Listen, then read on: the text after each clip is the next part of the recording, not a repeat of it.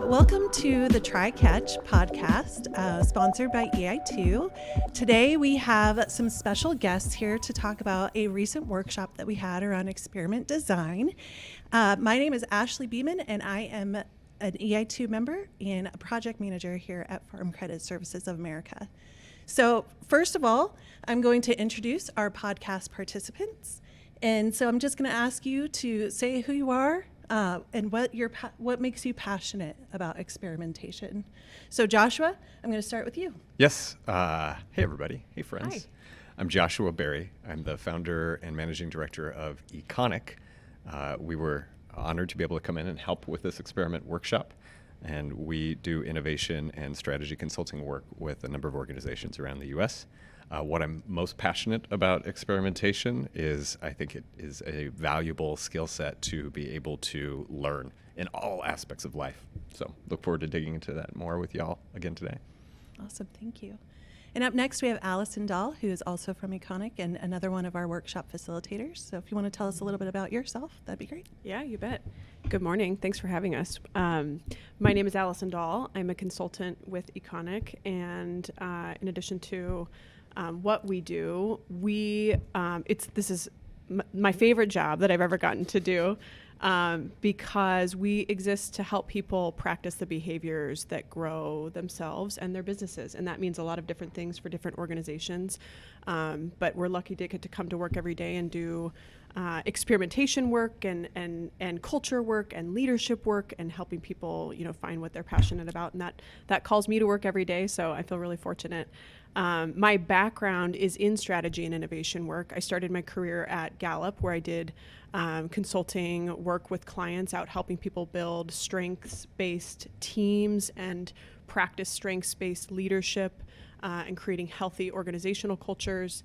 And that was incredible work, but it took me out on the road quite a bit. And my husband and I wanted to start a family, so then I started doing work here locally, Mutual of Omaha and Blue Cross Blue Shield, where I was director of strategy and innovation, and that brought me to Econic.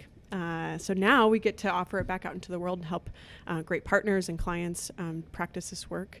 And so I'm passionate about, same with experimentation. I practice this in my life. I have brought this to my kids. They practice trying something new in a small way, thinking about what they're hoping to learn and building from there. So it's something that I think we sort of naturally do as humans, but I practice it professionally and then personally too.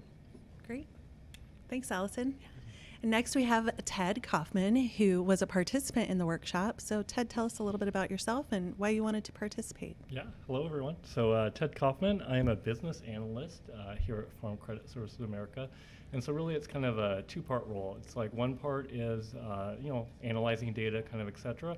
And the second part of it is really all about the team. And so it's the Scrum Master persona. And so what we're dealing with that is we're really looking inwardly at the team and kind of just figuring out like what works best for it and how do you set up that environment to have a very healthy team and collaboration together. Long time, so I'm newer to the company here, so it's wonderful to be here and to be talking about this. Long time, 18 plus years at Creighton University. Yay, go Blue Jays. So I've done a variety of things with research, kind of, et cetera, where experimentation kind of comes into play, working with the research group, so I'm familiar with it. But what drew me to this class was how do we take and kind of, regarding that team environment, et cetera, like how can I really kind of break it out? And I have a lot of big ideas in my head where I'd like the team to go to eventually, but how can I kind of break that out into smaller increments and then really kind of see, is it hitting the mark or is it not hitting the mark? And so that's really what drew me to this particular workshop. Great, thank you. And we're glad that you participated, and we had a great group of people that came to the workshop. So I wanted to talk to you guys a little bit about how you prepared for the workshop and determining the criteria and things that you wanted to bring to it. We had reached out to you guys and said we needed some help in how to break down experiments, especially as we're looking for teams to be utilizing some of these skills in their innovation and planning sprints. And so we knew we kind of threw that at you guys, and you took it and ran with it. But how did you guys prepare for this workshop? I can start with that one. Before starting Econic, about 8 years ago, I spent quite a bit of time working with venture-backed startups. And one of the things that we saw during that time was that those who learned fast enough were the ones who typically ended up surviving.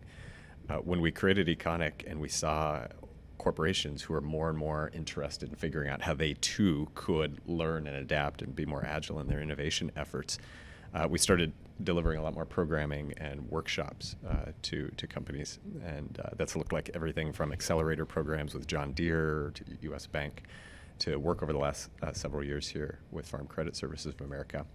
Each time, though, and in every one of those instances, it's a unique experience. And so we typically started with, in the preparation, talking to you all to figure out what is it that is maybe limiting you in achieving the things that you want. And it's really starting with that, also with an understanding, at least of what we had understood from farm credit culture, that allowed us to then pull the right content that we've seen use as best practices in other either corporates or startups, but then also to modify that specifically to the needs that you all had here.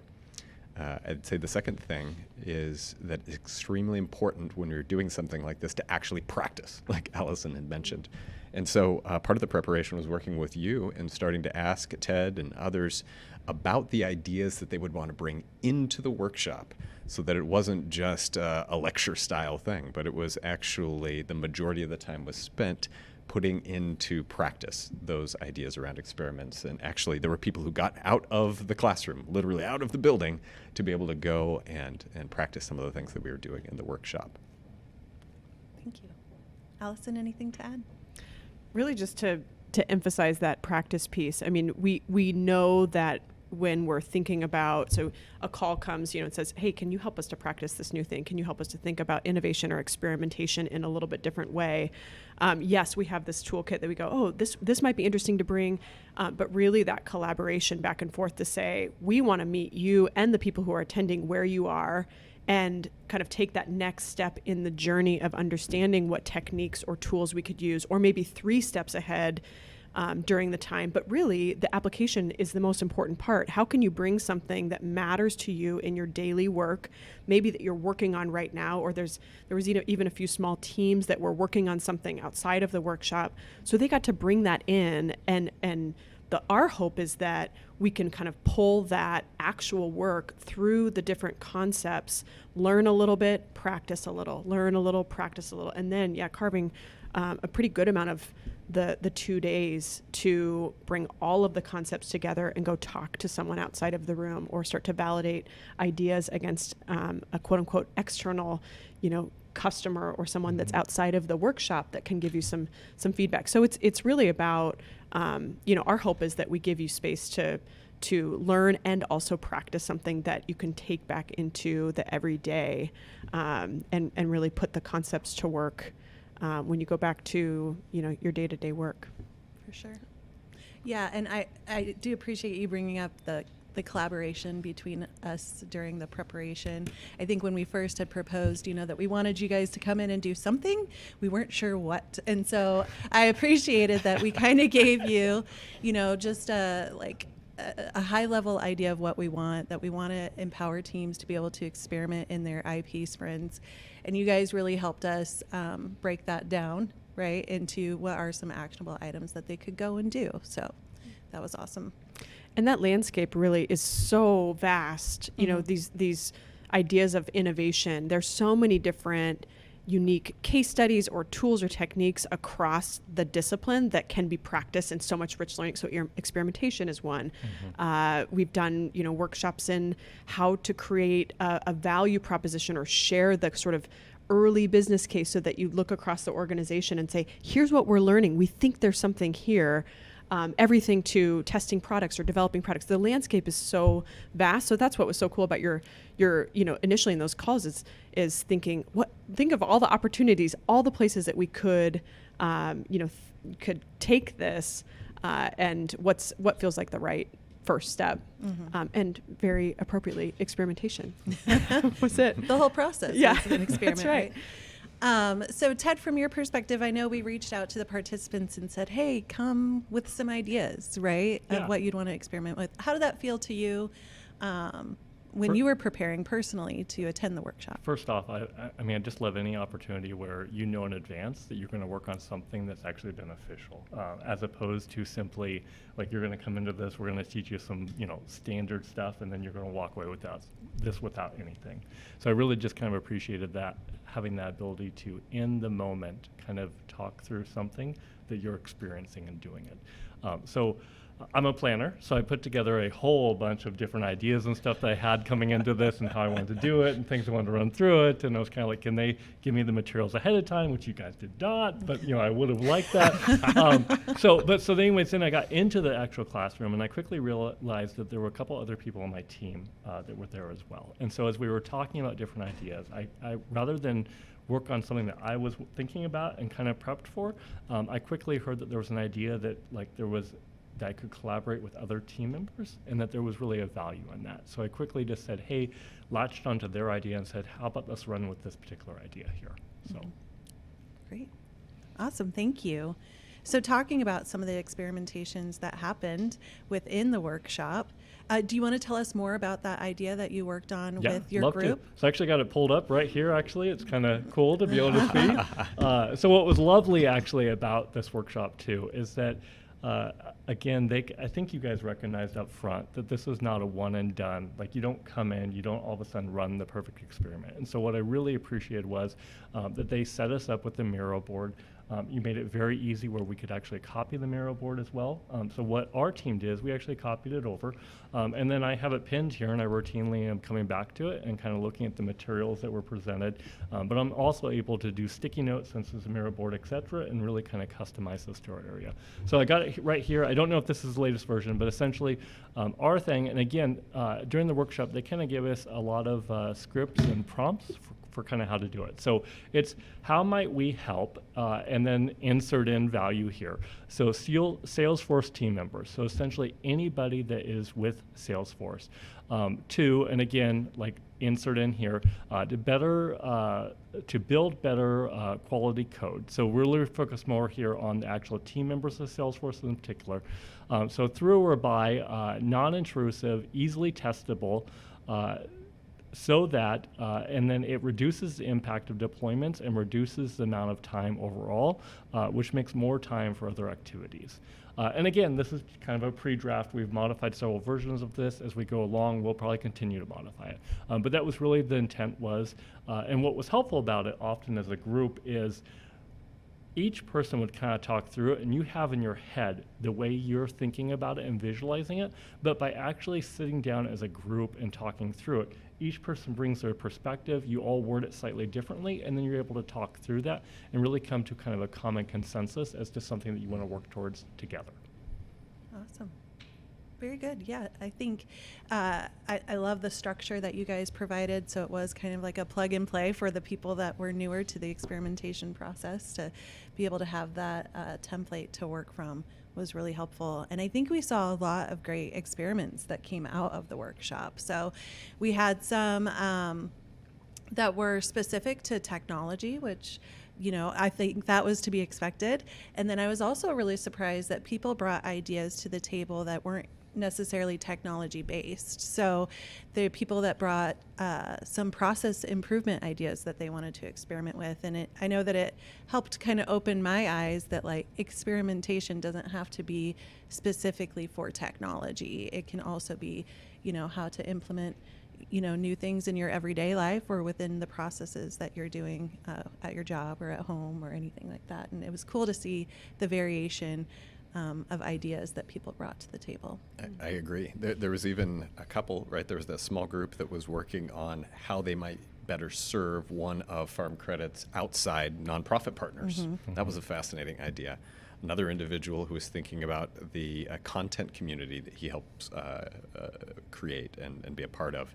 Okay, how might he continue to be of service to those people? And so, similar to Allison's point at the beginning, anytime where there's a big idea or there's a lot of maybe potential risk or assumptions that are baked into an idea is the perfect place to be able to think about how you could break that down, understand the assumptions that are being made, and then figure out some quick, easy, oftentimes cheap ways to be able to go test and learn against those hypotheses. Mm-hmm. Yeah.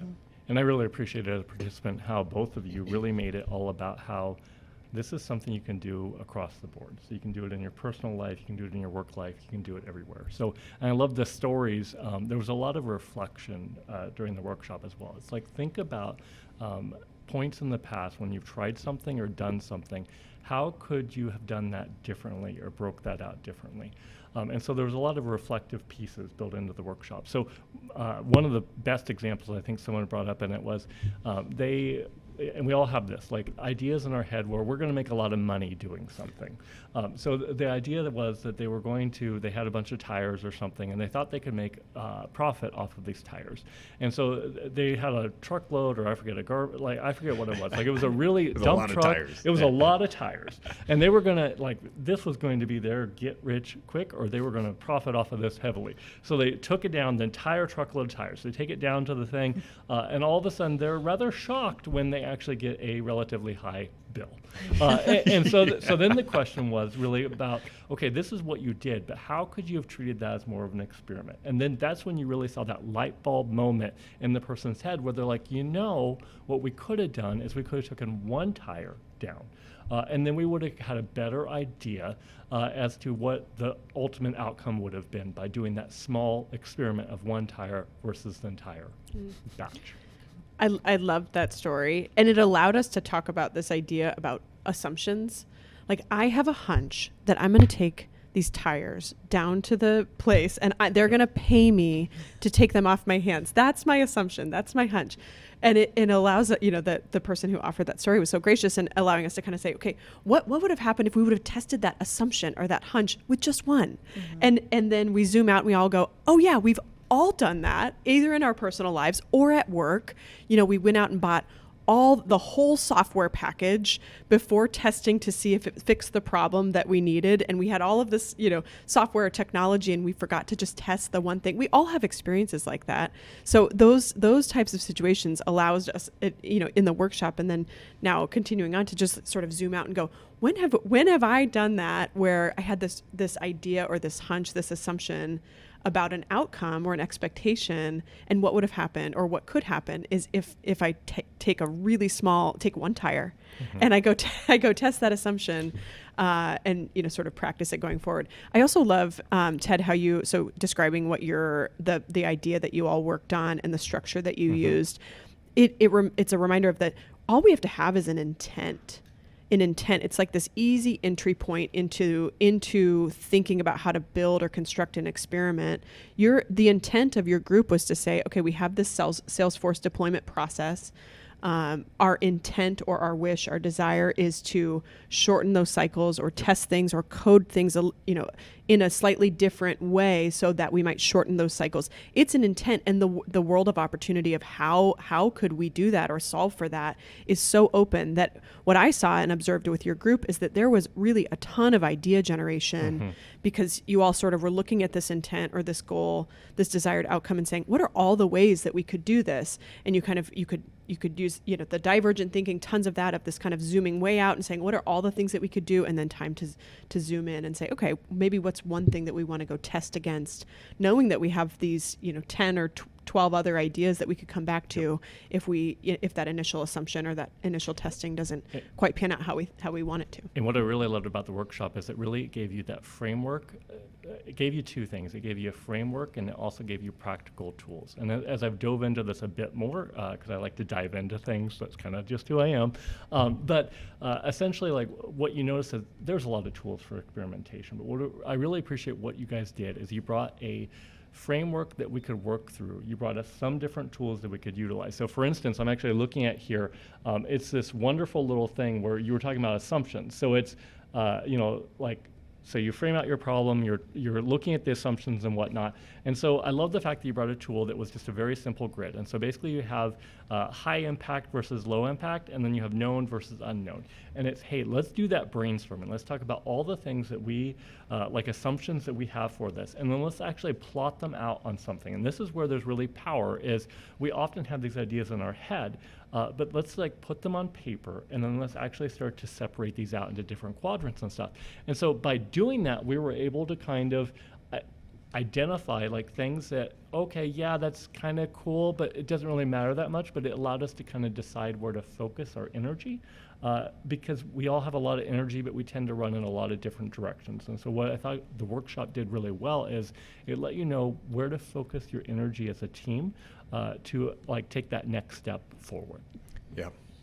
When you're talking about that assumption matrix, it makes me think about an extremely important lesson that we learned from startups that is even more important, but actually goes hidden oftentimes in corporate innovation. And that's most ideas don't die because there's not enough activity around them, but it's because we're not prioritizing and working on the right things.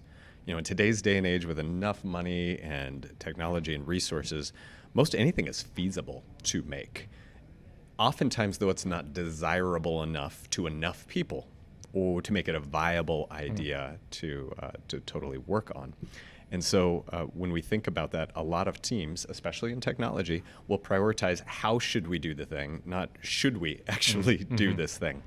And so, you know, the tools that we use from an assumption matrix oftentimes allow us to focus early on in the desirability of something, and then figuring out ways to actively prove that desirability, you know, which may go into a second concept that we can cover here, which is what's the difference between just asking somebody, like one of these Salesforce users, like, do you want this thing, versus actually setting up an experiment that requires proof or behavior that they're actually going to do the thing.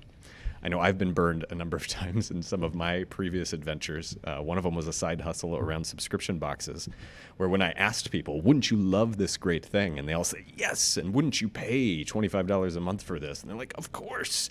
And then when I actually put it out there, I get crickets, right? But when we design proper experiments, we can actually get people to show and demonstrate the behaviors that prove that they're actually going to, you know, put their money where their mouth is.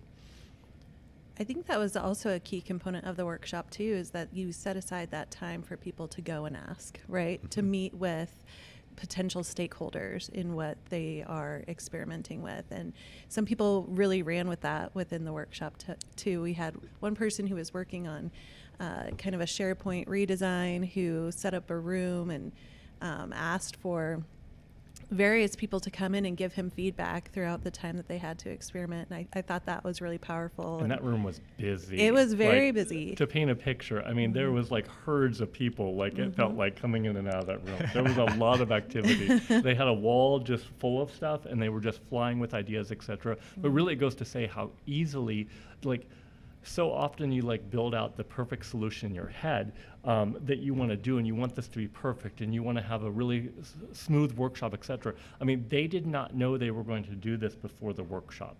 Like this was literally like spur of the moment. They did it. But it shows you the value that you can put together in a very short period of time.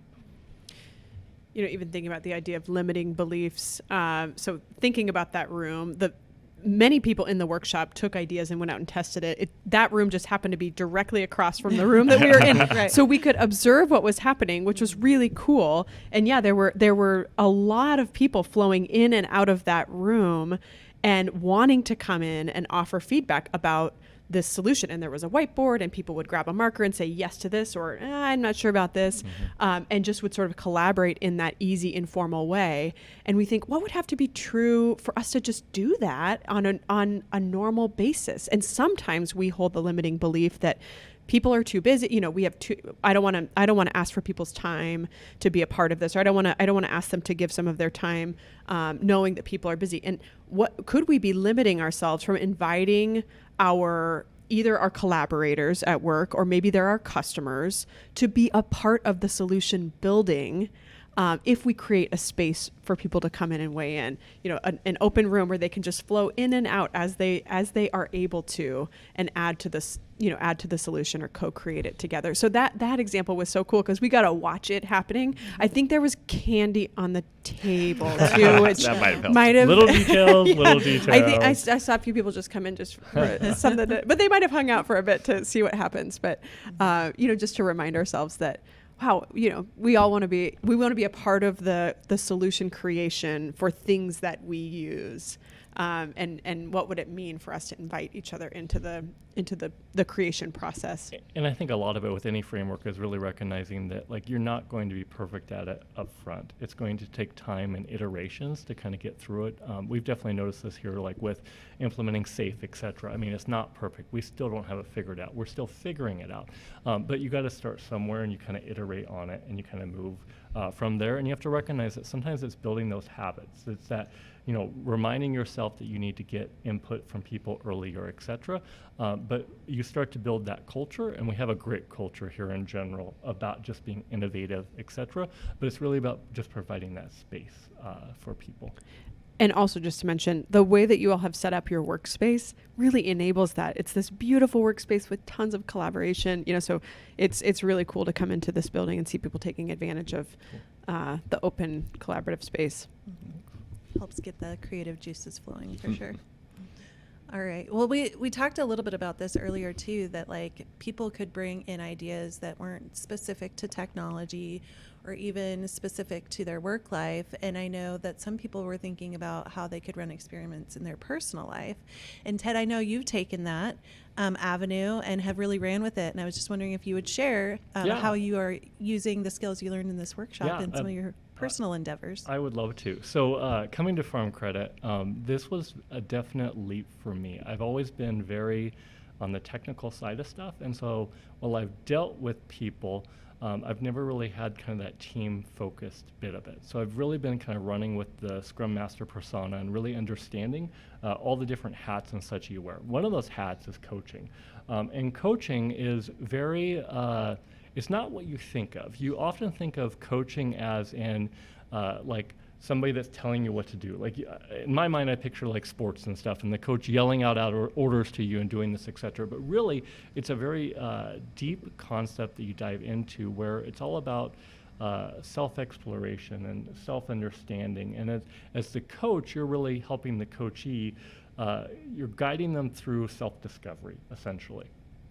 So all sounds great in theory. I went and got a baseline certification on it.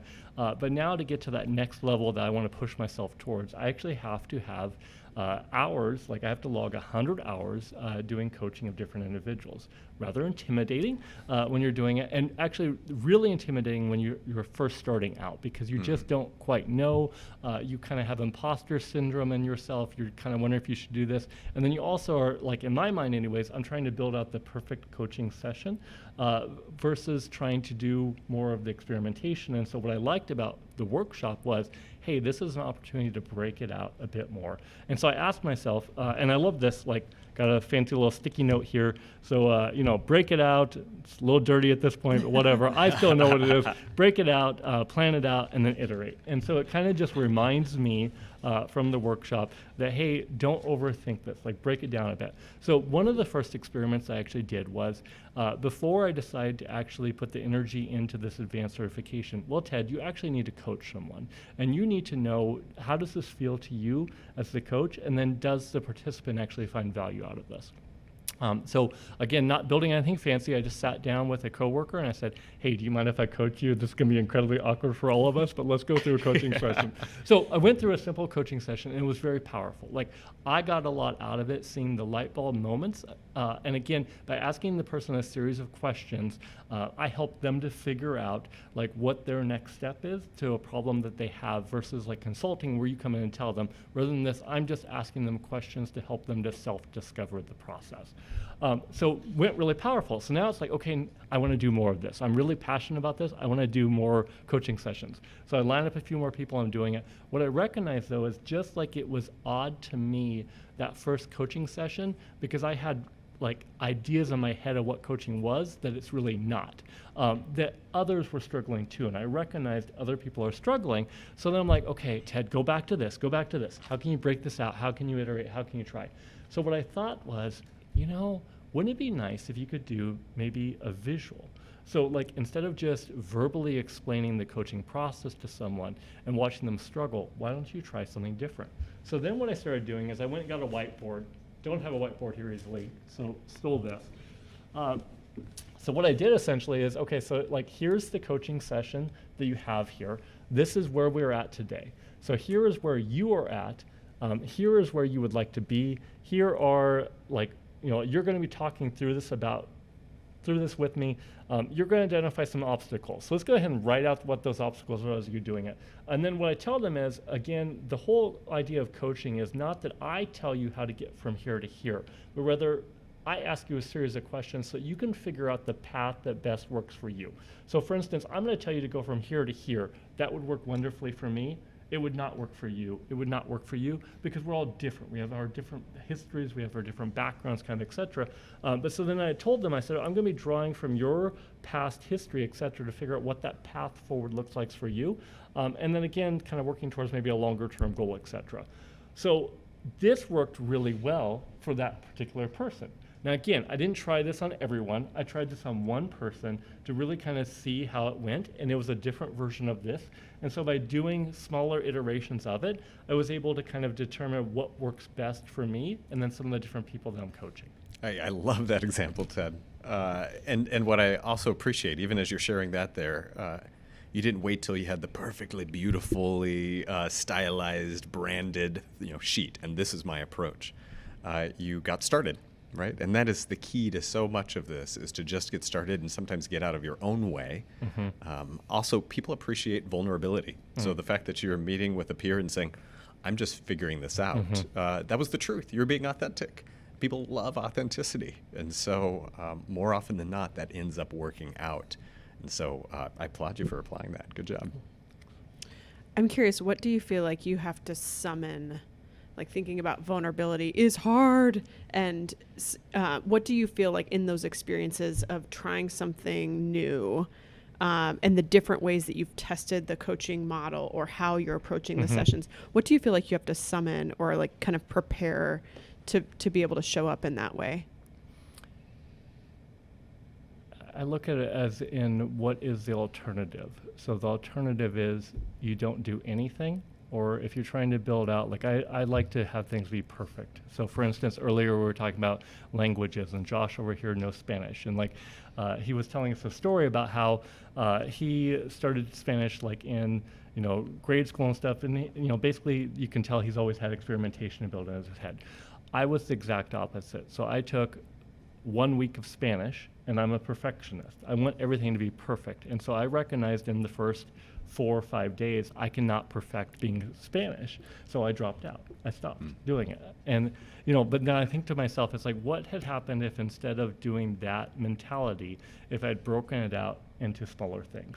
And so that's kind of how I looked at it with the coaching too. It's like, I can either build up this grand thing that I want to do that I'm never actually going to get to, or I can be vulnerable in that moment on a much smaller section of it and take one little step forward. I appreciate you sharing that, Ted. It reminds me, we do a lot of work with executive teams trying to move their cultures to be more adaptable and innovative. And of the about a dozen leadership mindset shifts we talk to them about, the number one that always comes up is the addiction to being right. So how can we help people end this addiction to being right? Especially when you start to reflect on so many things as we grew up in education or early work or performance management systems or whatever, all reinforces the gold star and that there is a right answer to things. And so it has to be an extremely, to your point, intentional, consistent measure to be able to say, hey, what am I going to do? What can the team do? What do leaders need to do? What organizational systems have to shift so that we at least have a fighting chance to try to end this addiction? Well, and sometimes too, it's like what I really love about experimentation is actually that if you fail on a very small subsection that you can very quickly modify and change. And so, some of the different things I've tried, because I'm also trying, different facilitation styles, et cetera. Some of the different things I'm doing in smaller increments is they're total failures. But what's lovely about the fact that it's a total failure is it was a small group that I was working with. It didn't matter that much, and I'm able to adjust. And so when you look at this from, like, for instance, a product perspective, it's like, imagine if you're failing on that smaller bit, that then you can quickly adjust, and you don't have to email anyone because it was such a small little thing. It's not like you have to send out a company-wide announcement saying we flopped on this product because you're learning it very early in the cycle. Yeah.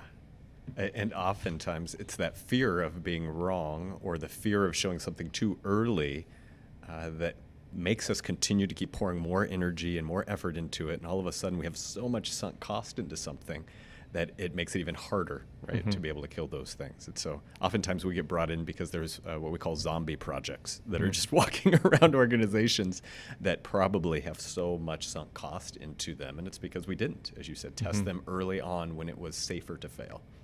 And I would say on the flip side too, so there is that fear side that can push you forward, but there's also the excitement side. So when you have a small win, when you have that light bulb moment that, you do this the first time here, and it's like, and somebody gets it, like somebody actually appreciates it, like it's just such a warm feeling inside. Or for instance, the first time I coached, like you could tell you helped someone, like that is just such an empowering thing. And so sometimes it's that if you get enough small wins, you can really build energy in those small wins as you're going along.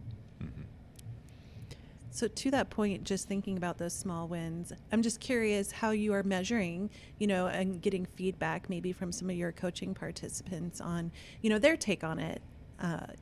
Was it a win for them as well? You know what I mean? How Sure. are we confirming that both sides are getting what they need out of that? So this is where I'm not perfect either professionally or in my personal side of stuff, because it is how, and I kind of recognize with some of these experiments I'm doing, is it confirmation bias? Is that what it's called? Yep. Okay. So essentially it's, so confirmation bias, how I see it, and I'll let the experts explain it better. But so in layman terms, essentially it is that you run an experiment and then like you don't determine ahead of time what you think a win is going to be before you run the experiment. You run the experiment then, and no matter what result you get from the experiment, you go, I win. So that would be confirmation bias. To avoid that, you really want to set up front, like what does success look like for this? Like what metric am I going to measure? And that way it holds yourself accountable after you run the experiment to avoid that confirmation bias. And this is where I'm struggling a bit. Like I'm kind of good at it, kind of not good at it. So for instance, I make sure to build in feedback to the participants. So like I tell them, hey, up front, again, I'm trying different things here.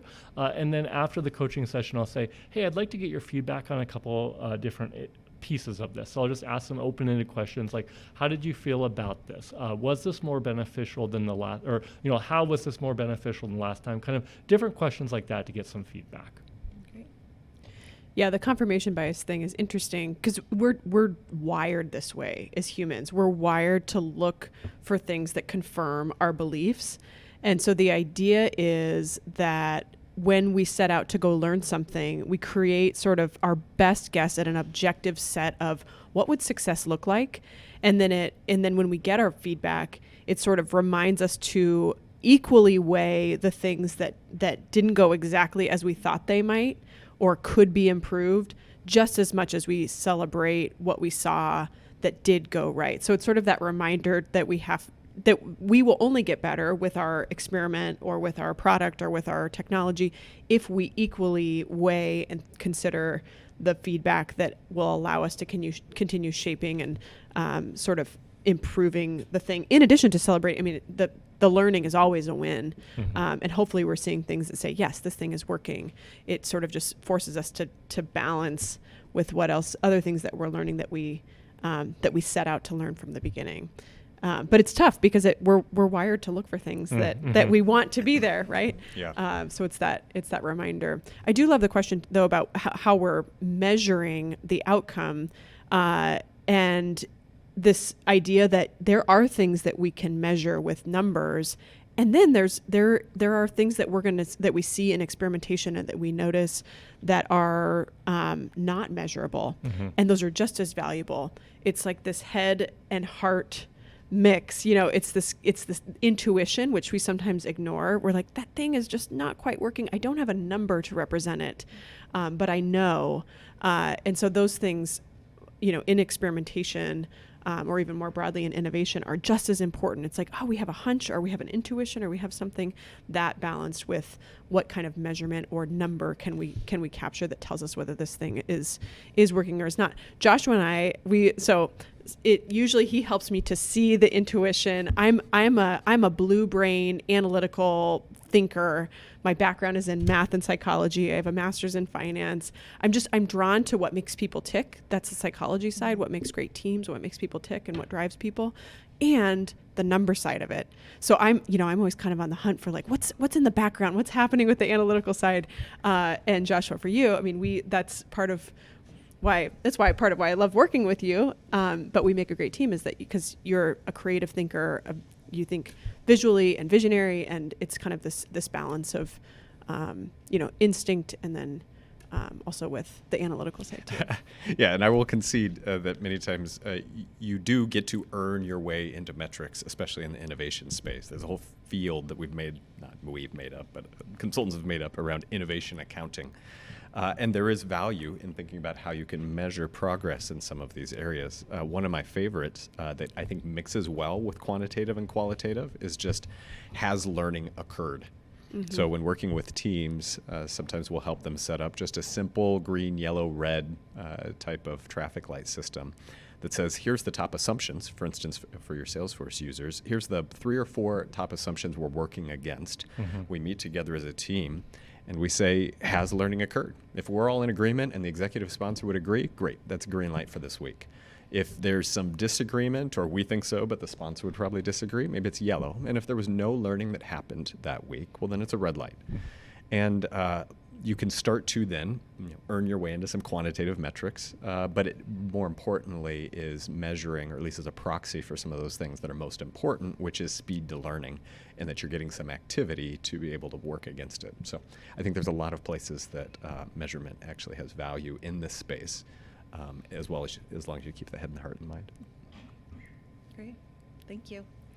I wanted to talk to you guys a little bit about when people maybe run into roadblocks to experimentation, or maybe there isn't a lot of value placed on it in organizations. How do you get beyond that mindset so that people feel like they have a safe space to go try new things? You just said it right there at the end, and it was when Ted and Allison were just speaking. It's extremely important that the team, that the leader, that the space is created for there to be psychological safety, right? If not, for you to know that I have to perform, well, then you're not going to want to admit when you don't know something, or to be vulnerable, as you mentioned before. It's one of the reasons why creating, an accelerator space, or like the HatchX program over the past few years, or this workshop is important, because you are artificially creating a safer space where it's okay for people to practice these behaviors. And so I'd say that's the very first thing that you need to do, is figure out how can you, either among team practices or leadership exceptions or in some sort of experience, create a space for people to just get started on practicing these behaviors in a psychologically safe way.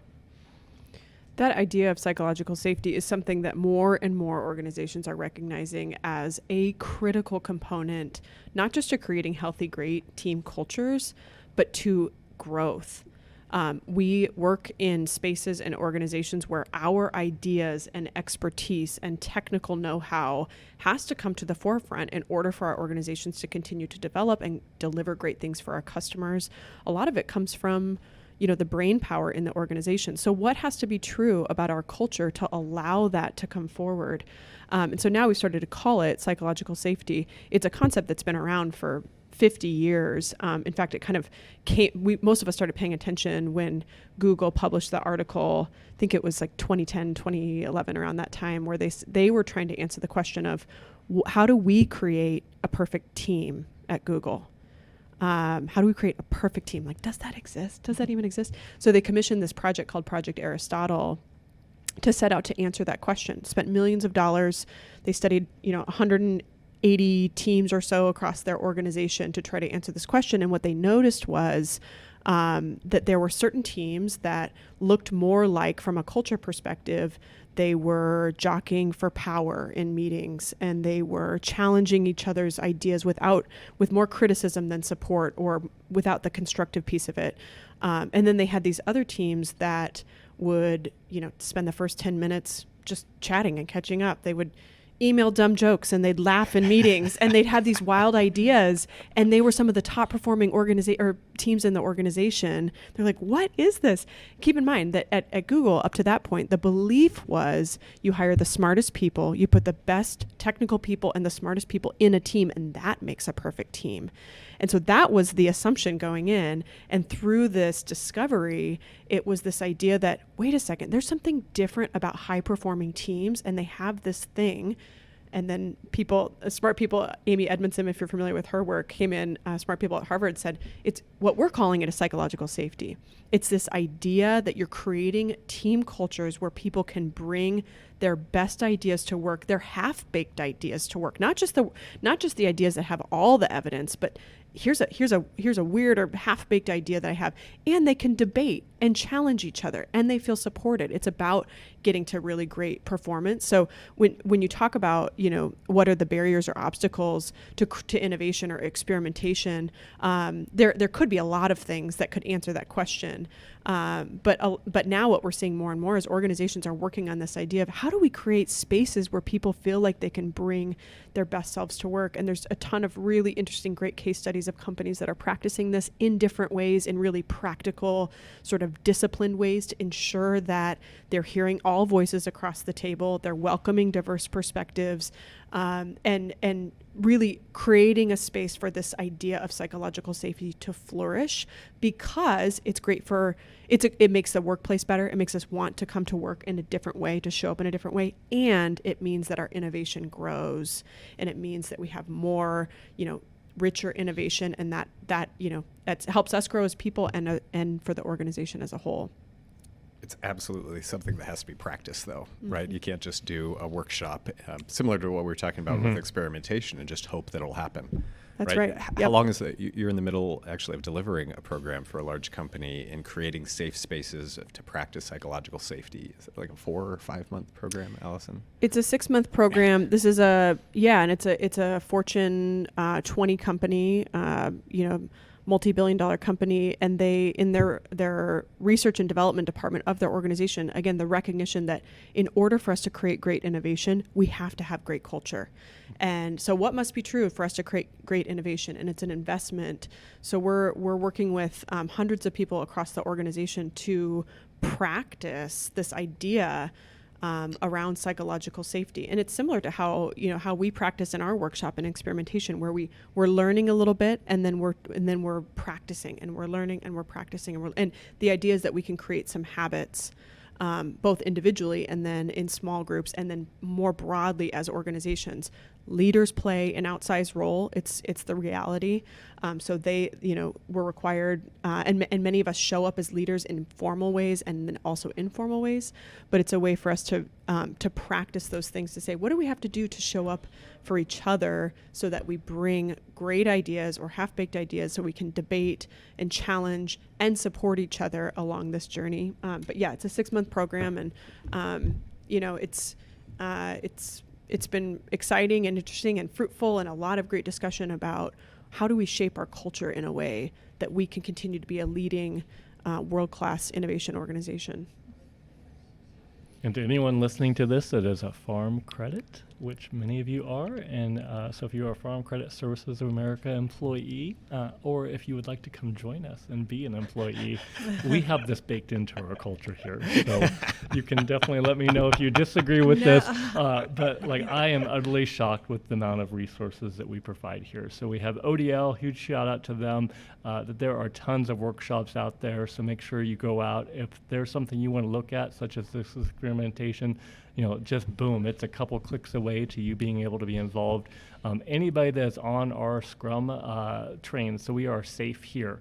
So we built in that IP sprint. And so basically it is 2 weeks, not a full 2 weeks. You got other planning and stuff happening there. But we build in time for employees to experiment with different things and to get out there and to learn and to really kind of, grow yourselves. And so lastly, huge shout out to my leader, Brett Rutter, with the Salesforce team, because honestly, I've never had a leader that was so gave you space. And I think when you're talking about psychological safety, I think you're not just talking about how you are mentally, but you also have to give actual space. You can't load up people's calendar and then expect there to be experimentation. That's right. And so what we have largely here is we work, and definitely on my team and across Farm Credit, we work to build in those safe spaces where you can actually practice. And so if something is stopping you, do a double check, because it might be internal that's actually the blocker to you, because we build in space here, Farm Credit. That's true. And even just beyond the, structured IP sprints and things like that, we really are practicing what we preach. I can say, I was in a discussion yesterday where we were trying to brainstorm a new process, and to start the conversation, we're all laughing and joking, and we just enjoy each other's company, right? And then we're each throwing out ideas, and some of them we giggle at, and some of them we're like, oh, that could work. But by the end of it, right, we had a good idea that we're gonna, go and try and experiment with. But the nice thing is that everyone felt safe to share the ideas. And I know I had one that was kind of off the wall, and they giggled at it, but at the end they're like, maybe we could try it, So we're creating an environment where people do feel safe to have those conversations and maybe throw out things that are a little bit quirky. Well, So. Yeah, go ahead. Well, I was going to say, I've also observed that just spending time here with you all on this campus is, in addition to creating an investment in creating a great workspace, also your deep commitment to understanding and delivering for your customers, for people who are out looking for help from Farm Credit. And so being here, I feel the energy of people who are out talking to customers, face to face, and all the ways that you're doing that. So it's it's this blend of how do we come together as a group. And I think in every single conversation that I've been in with you all at Farm Credit is how do we deliver for our customers and continue to innovate on their behalf and continue to offer services and technology and, offerings that meet our customers where we are. So that's something I really can feel every single time that I'm here with you. Okay. And I think definitely too, it's recognizing that, experiments often are going to fail, but a short-term failure can actually turn into a long-term success oftentimes. So for instance, there's a classic, I was just reading about it, 3M, so makes a variety of different products, etc. But they recognize that not every experiment is going to be a success at first. So for instance, there's a famous thing. So this wonderful little sticky note that I have right here, again. So there's this, it actually came from a failed experiment, the sticky note did. So what was happening was, for a totally different product, they were trying to build a super adhesive glue. And so the glue that came about was a super weak glue. But rather than just throwing away and saying it's a failed experiment, the guy just said, hey, if anyone else here in the company wants to use this, I made this product, it just doesn't fit the needs that we have right here. And so somebody else in a different department was tired of, had a book open and was so tired of the bookmark falling out. And he was like, hey, I could use that little glue to make the perfect little bookmark that is sticky but unsticky. And so that failure turned into a long-term success for the company. Great story. Where would we be without sticky notes? Where would we be? I would. Agile My wouldn't role. exist. That's right. That's right. I love that story though, because it's what could we make of this thing that it didn't get what we intended, but it's this other opportunity that we have, and let's not throw it away. Let's put it on a Post-it. Yep. Let's create the Post-it. All right, guys. Well, I think we've had some wonderful discussion here. Thank you for, sharing all your experiences and your passion around experimentation. If you had to, sum up in a few words, guidance on how someone can get started. That was kind of why we had brought you into initially, is that how do we even come up with ideas to run in our innovation and planning sprints? So if you could give, some ideas of how people can get started with experimentation, just to sum up what we talked about here today, that'd be great. Where I was going was a little bit more philosophical, so somebody can get practical into this. The get started is to realize that that's the key, is just to get started, but how you get started is important, and not the tactical, though you please give some good tactics here.